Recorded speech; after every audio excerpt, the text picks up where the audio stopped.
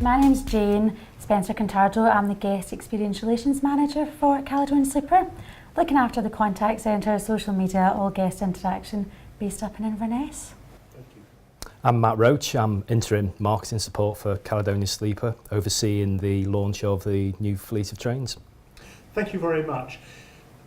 This project that these students have been involved with has involved them taking a journey on your sleeper service, and this is a project, as I understand it, that the students are going to give you recommendations on Caledonian Sleeper's corporate brand. Can you tell something about the project and your involvement with the project? I had the pleasure of meeting the students in Inverness a few weeks ago when they came to visit. So they went up to Fort William, got to see all the magic that happened there, and then made their way over to Inverness, where me and one of my colleagues, Kim, were able to speak with them and answer some of the questions they had about it. I think it's really timely as a project, given the transformation that Caledonian Sleeper is currently undergoing with the introduction of the new train fleet in the next couple of months. So I think this is a perfect timing for us to kind of get that second opinion from the students and really look and understand what their recommendations are.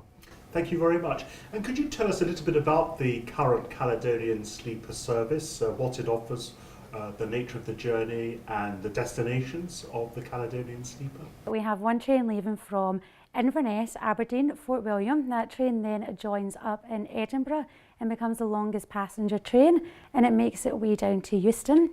Once in Euston, we also have the same thing happening in the Highlander going back up to Fort William, Inverness and Aberdeen. And then we also have our Lowlander service, which goes from Glasgow and Edinburgh, meets in Carstairs, join ups and then goes straight down into Euston. So really busy, really exciting time for us. Caledonian Sleeper it is that special journey. It's there for business, it's there for leisure. We've got wonderful guests that travels with us regularly and very loyal to us, and then we also have the guests that have joined us for the first time. Very much customer focused. We have the guests at the heart of everything we do, and that's what they are to us. They're our guests. We look after them. We deliver hospitality.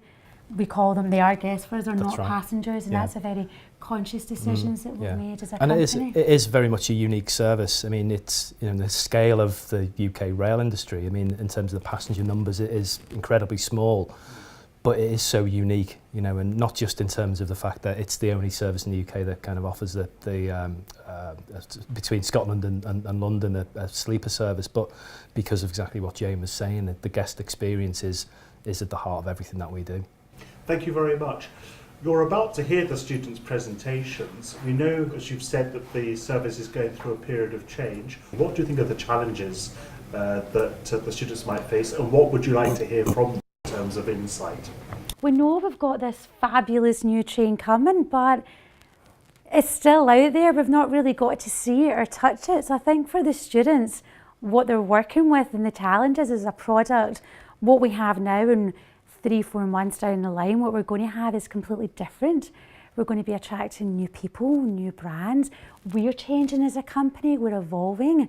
We're a very young, in the terms of Circle, Caledonian Sleeper, looking after such an established train company as well. So there's lots of challenges wrapped up in it. Yeah, there really is. And I think, you know, for existing guests, that might well be a challenge, because we've got a lot of people who travel on the current service, and the transformation will almost be complete with the new rolling stock in there. So we've got to be mindful of the existing guests that we currently host on board, as well as making sure that we've now got a product that we can focus our attention to widen the target audience and be able to bring in new guests who can enjoy the experience that's going to be on the new fleet.